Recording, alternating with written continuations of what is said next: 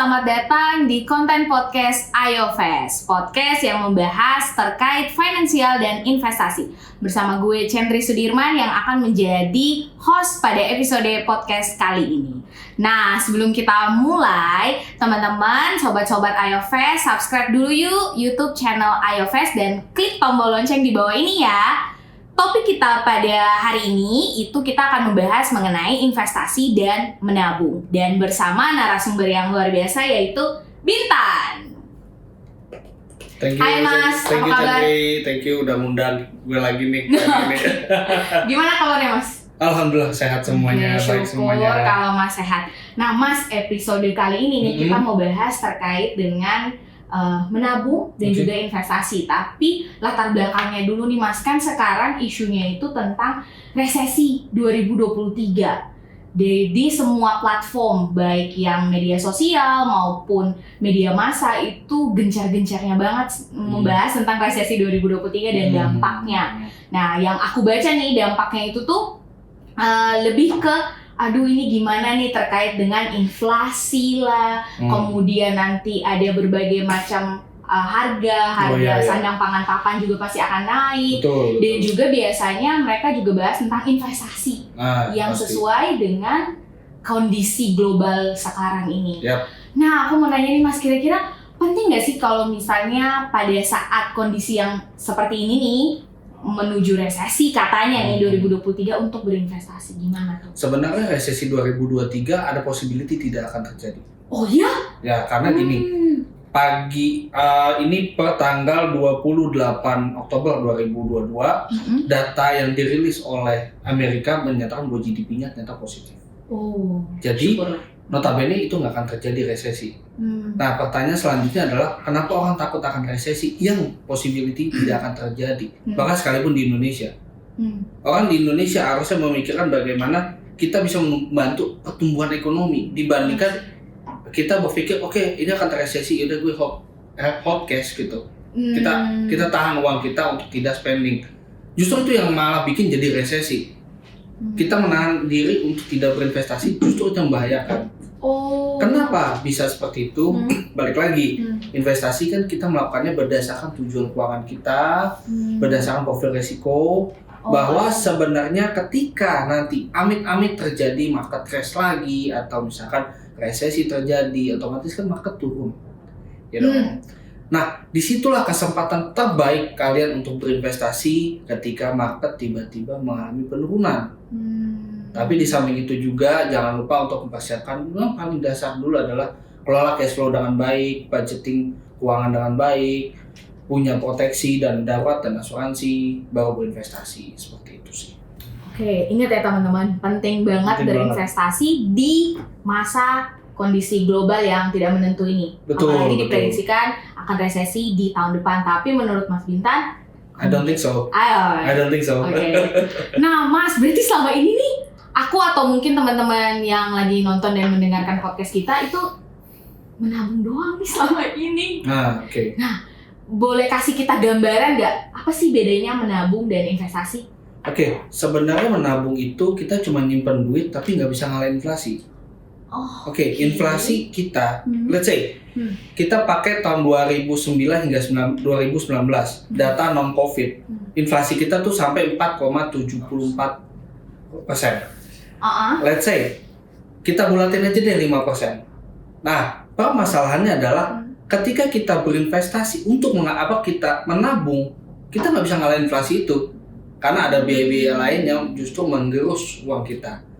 Biaya admin, nggak sih potongan tiap bulan kan biasanya ada kan? Betul. Belum lagi keuntungannya juga tidak ada, hampir tidak ada. Bahkan disebutkan di beberapa sumber bahwa itu tabungan tuh nggak menghasilkan apa-apa, hanya 0%, tapi kegerus oleh administrasi dan lain-lain. Sedangkan berinvestasi adalah tujuannya satu untuk memenuhi tujuan keuangan, kedua untuk mengalahkan inflasi. Justru untuk jangka panjang berinvestasi itu lebih menguntungkan karena kita bisa beating the inflation. Gitu. Berarti kalau kita lihat dari sisi returnnya lebih investasi ya? Justru returnnya sebisa mungkin nih. Konsep dasar investasi adalah mengalahkan inflasi. Itu konsep dasarnya. Kalau belum bisa mengalahkan inflasi, itu sebenarnya belum bisa dibilang bukan investasi. Tapi menabung. Oke. Nah, Mas, berarti itu tadi basic perbedaan antara si investasi dan juga menabung. Nah, boleh di-spill lagi nggak biar teman-teman yang nonton dan dengerin juga tahu apa sih keuntungan kalau misalnya kita berinvestasi? Tadi kan satu alasannya itu karena bisa ngalahin inflasi, tapi benefit apa lagi yang bisa didapatkan? Kita pasti punya tujuan keuangan, ya dong. Let's say gini deh, Gen Z entar lagi pada mau merit, believe me, entar lagi pada merit. Gen Z. Terus milenial pasti pengen berpikir untuk, oke, saya mau beli rumah, saya mau beli mobil, saya mau ngasih pendidikan untuk anak, ya kan? Pasti berpikir untuk hal-hal tersebut. Gimana cara meraih hal-hal tersebut? Investasi. Investasi yang tepat adalah investasi yang menyesuaikan tujuan keuangan dan returnnya bisa imbal hasil yang bisa mengalahkan inflasi. Itu baru yang namanya berinvestasi yang tepat. Berarti investasi itu lebih kayak konsep uang itu jatuhnya bekerja untuk kita gitu ya, Mas? Betul, dan juga jangan lupa bahwa sebenarnya ketika kita berinvestasi ada namanya the power of compounding interest. Wow, apa tuh, Mas? Itu adalah keajaiban dunia ke-8 di mana bunga atau imbal hasil yang kita taruh untuk diinvestasikan hari ini akan terus membulu. Jadi kalau misalkan snowball effect itu adalah compounding interest. Oke, berarti semakin dari yang kecil kita hold jangka panjang itu akan membesarkan bolanya. Itulah namanya compounding interest. Jadi semakin kita tahan lebih lama untuk tujuan investasi jangka panjang, justru imbal hasil akan lebih besar ke depannya. Seperti itu. Oke, berarti bisa aku simpulin kalau misalnya keuntungan berinvestasi itu selain untuk ngalahin inflasi, bisa dapat penghasilan tambahan gak sih? Sebenarnya bisa. Bisa ya? Bisa. Terus untuk mempersiapkan masa depan mungkin bisa kan? Oh, tentu bisa. Bisa ya? Karena kan gini, kita nggak usah ngomong terlalu jauh ketika masa depan. Oke, itu masa depan tuh 10 tahun.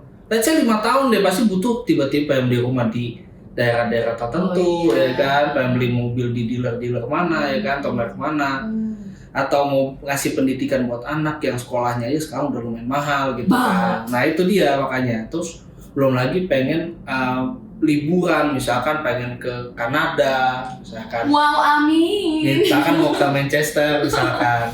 Itu kan kita butuh dana tambahan dan otomatis kita harus berinvestasi di situ. Berarti dana tambahan, penghasilan tambahan, mengalahkan inflasi, mempersiapkan masa depan. Dana pensiun bisa nggak dengan investasi? Tentu bisa. Justru dengan kita mempersiapkan dana pensiun sedini mungkin, kita akan mencicil setiap bulan jauh lebih kecil daripada yang dipikirkan. Semakin kita telat untuk menginvestasikan uang kita untuk dana jangka panjang, semakin besar yang kita harus tabung setiap bulan. Seperti itu. Menarik banget. Nah, Mas, tadi kan kita udah bahas tadi keuntungan investasi. Teman-teman tergiur kan untuk berinvestasi? Yuk, mulai investasi. Nah, jenis-jenisnya Mas. Aku tuh selalu bingung misalnya kalau beli tanah itu investasi, tapi investasi apa? Sedangkan di berbagai media sosial itu lebih ke yang saham lah, obligasi, reksadana gitu-gitu. Nah, jenis-jenisnya ada apa aja sih, Mas? Sebenarnya ada 2 kalau kita kategoriin, ada aset real, aset fisik, dan aset keuangan. Aset real, aset fisik, dan aset keuangan. Betul, jadi ada 2, aset fisik dan aset keuangan. Aset fisik seperti apa sih?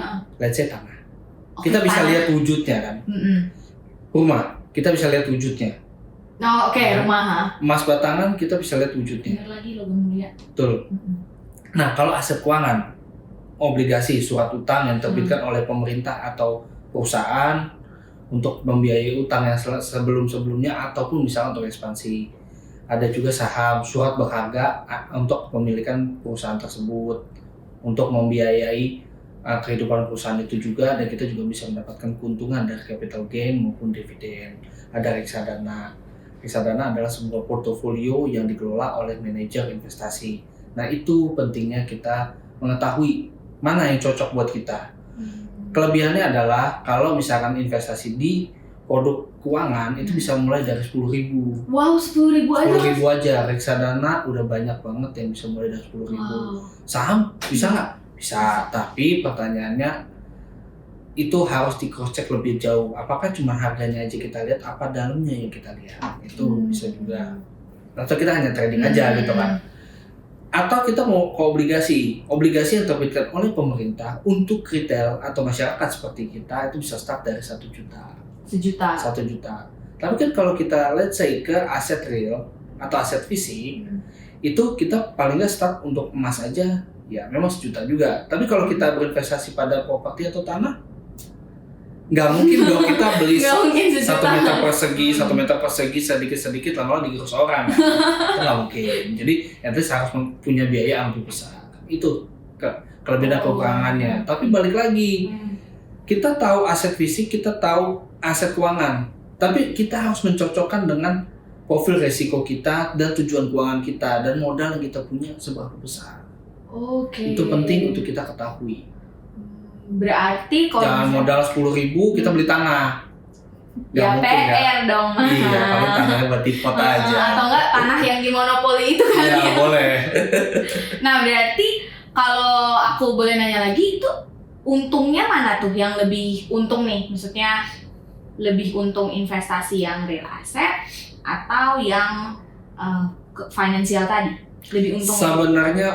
Sebenarnya untung nggak untung itu bergantung pada tujuan keuangan kalian juga. Oke, pertama tujuan. Pokoknya balik lagi ke tujuan keuangan kalian, profil risiko. Apakah bisa dengan aku pengen punya properti untuk disewakan, tapi lu nggak tahu seluk-beluk untuk memiliki properti itu, kayak biaya maintenance berapa, terus biaya listrik, wifi, air. Kalau lu nggak ngerti sama aja bohong kan, malah nggak dapat untung, malah namanya nombok. Itu kan kita harus menyesuaikan di situ juga. Kalau punya emas paling nggak kita harus taruh di storage tertentu yang tidak lembab, ya kan. Tapi kalau aset keuangan kita tinggal taruh di handphone kita. Asik. Itu karena kan udah banyak, udah ada aplikasi-aplikasi tertentu yang menyediakan untuk menjual belikan saham, obligasi, dan reksadana. Oke. Berarti kalau misalnya kita mau lihat lagi, berarti dilihat dari tujuan keuangan ya. Betul. Nah Mas, kalau tujuan keuangan tuh aku pernah dengar tuh orang selalu bilang berdasarkan tujuan keuanganmu, apakah jangka pendek, jangka menengah, jangka panjang. Nah, boleh dijelaskan nggak Mas, maksudnya hubungannya berinvestasi dengan tujuan keuangan yang udah ada tenornya masing-masing gitu? Bukan tenor, lebih tepatnya adalah time frame. Oke. Kalau tenor itu biasanya di obligasi. Oke, di obligasi. Nah, sebenarnya balik lagi gini. Time frame-nya jangka pendek, jangka menengah, jangka panjang. Sebenarnya jangka pendek itu kurang dari setahun. Kurang dari setahun ya. Kurang dari setahun. Kalau jangka menengah itu bisa 1 hingga 5 tahun. 1 hingga 5 tahun. Itu jangka menengah. Untuk jangka panjang itu lebih dari 5 tahun. Tapi bisa nggak kita mengeneralisasi bahwa butuh dana pendidikan anak 10 tahun lagi. Ternyata tahun depan udah kuliah. Itu berarti jangka pendek dong. Ya. Kalau misalkan kita pengen beli rumah 5 tahun lagi, itu kan jangka menengah ke panjang ya kan, hitungannya. Berarti otomatis kita harus mempersiapkannya juga mulai dari sekarang dong. Itu berarti jangka menengah. Tapi kalau misalkan gue sekarang masih statusnya masih belum merit, terus habis itu mau merit tahun depan, itu jangka pendek atau jangka panjang? Jangka pendek. Tapi kalau misalkan anak umur 17 tahun aku ingin merit, paling kan 10 tahun lagi, ya udah masukin aja ke instrumen yang memang untuk jangka panjang lebih dari 5 tahun tadi. Jadi memaksimalkan keuntungan dan meminimalisir risiko, itulah tujuan keuangan diciptakan. Gitu. Berarti kalau kita nanya mana sih yang lebih untung, investasi real asset ataukah investasi finansial, maksudnya aset finansial, berarti pertama kita lihat dari tujuan keuangan. Selain itu profil resiko. Nah, profil resikonya itu seperti apa sih Mas? Misal gini, gue tanya balik, Chandri berani nggak kalau misalkan asetnya volatil 50% dalam waktu misalkan 3 bulan? Nggak berani. Kalau misalkan 20%, 3 bulan? Masih so-so. Tapi kalau turun cuma 5%? Nggak berani juga, berarti itu masuknya konservatif. Di mana mereka mementingkan untuk modalnya tetap utuh, tapi pertumbuhannya mungkin pelan. Kalau berarti konservatif, dia tetap dapat return tapi dikit. Ya, tapi minimalisir resiko kehilangan modal. Kalau moderat itu sebenarnya ada di tengah-tengah. Sebenarnya dia berani ambil resiko tapi tidak ingin terlalu besar. Let's say kayak 15%, 20% ya udah cukup gitu. Atau misalkan lebih kurang dari 10% bisa. Tapi dia ingin meminimalisir resiko kalau misalkan volatilnya terlalu besar. Terus keuntungan ya dia bilang keuntungannya so-so juga lah, tapi seenggaknya itu bisa mengalahkan angka inflasi tahunan. Nah kalau agresif biasanya seperti ini. Oke, gue nggak peduli modal gue, pokoknya nanti buku tumbuh sekian, bodo amat itu harus minus 50%.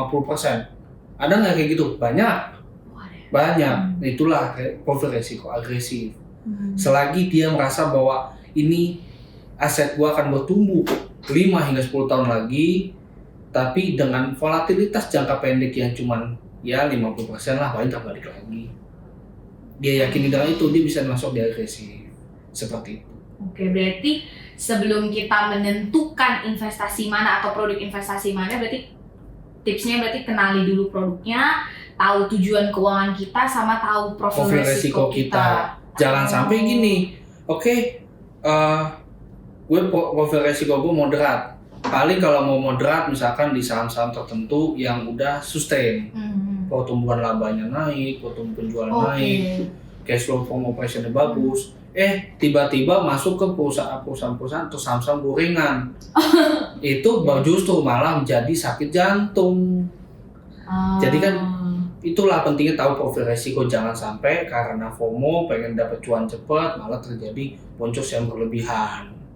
Minimalisir resiko, maksimalkan keuntungan. Intinya itu aja. Oke, teman-teman, meminimalisir resiko, memaksimalkan keuntungan. Terakhir nih Mas, aku mau nanya. Kira-kira misalnya kalau profil resiko konservatif itu tuh pilihan produk investasinya apa? Terus kalau misalnya moderat itu kira-kira dia cocok untuk produk investasi yang seperti apa? Dan yang terakhir kalau misalnya agresif itu produknya seperti apa? Kita mengkategorikan itu ada 4. Oh, ada 4. Sangat konservatif, moderat dan agresif. Sangat konservatif, kita selalu bilang bahwa reksadana pasar uang adalah salah satu pilihan yang cocok karena mementingkan modal tidak tergerus tapi mendapatkan return yang cukup di atas ya let's say bunga deposito. Kalau bisa konservatif itu bisa beating the inflation, itu menggunakan reksadana pendapatan tetap yang isinya minimum 80% ada di surat utang. 80%. Surat utang yang diterbitkan oleh pemerintah maupun perusahaan. Kalau let's say kita pengen berinvestasi di yang lebih tinggi lagi resikonya, di moderat. Moderat kita akan mencantumkan yaitu reksadana campuran. RDC. Reksadana campuran itu isinya adalah 1 hingga 79% reksadana yang berisi saham, obligasi dan pasar uang. Jadi dia kecampur-campur. Campur-campur, seperti ibaratnya gado-gado lah. Ya, betul. Terus kalau resikonya agresif, kita akan menempatkan di reksadana saham yang minimum 80% portofolionya adalah instrumen ekuitas atau efek ekuitas atau saham. Seperti itu sebenarnya. Kalau dilihat dari tujuan keuangannya? Kalau sangat konservatif, produk-produk reksadana tadi. Sebenarnya kalau konservatif itu kita menempatkan di bawah 1 tahun. Di bawah 1 tahun. Let's say dana darurat atau bisa tujuan-tujuan keuangan lainnya kayak mau beli iPhone. Ya kan? Ada tuh yang udah ngumpet banget pengen beli iPhone 14 tuh di bawah 1 tahun. Nah, kan aku kan. Atau misalkan mau beli laptop, itu bisa banget di kurang dari setahun pakai reksadana pasar uang. Terus kalau misalkan 1 hingga 3 tahun kita tempatkan di reksadana pendapatan tetap. Kalau 3 hingga 5 tahun kita tempatkan di reksadana campuran. Kalau lebih dari 5 tahun seperti pensiun itu bisa ditaruh di reksadana saham. Seperti kalau itu. Dana pendidikan anak? Balik lagi, kapan anak itu akan masukkan pendidikannya? Misalkan tahun depan TK ya reksadana pasar uang. Nggak mau dong, karena kan di bawah 1 tahun. Tapi kalau misalkan, let's say gue yang masih belum married, belum punya anak, ya itu kan paling nggak 3-4 tahun atau 5 tahun. Nah itu bisa di reksadana campuran. Seperti itu. Oke Mas Bintan, terima kasih banyak sudah menjadi narasumber pada episode podcast kita kali ini. Ya, semoga memberikan manfaat juga buat sobat-sobat IOFest, semoga dengan informasi yang kita berikan hari ini itu bisa bermakna buat kalian, bisa menambah cuan kalian juga nantinya. Amin. Dan juga kalau memang butuh informasi, asupan-asupan informasi terbaik yang sudah kami kurasi, tinggal follow di iofest.id. Semua platform sosial media kita ada. Betul banget. Nah, sebelum mengakhiri, mungkin aku bisa kasih kesimpulan dulu teman-teman. Hari ini kita podcastnya tentang menabung dan investasi. Teman-teman sudah mendapatkan berbagai gambaran mengenai investasi itu apa, tujuan investasi, keuntungan investasi, perbedaan investasi, dan juga menabung dan segala jenis-jenis investasi. Tadi ada investasi real asset dan juga investasi finansial. Nah, sampai ketemu di konten podcast IOFest selanjutnya. IOFest, ayo investasi. Sampai jumpa.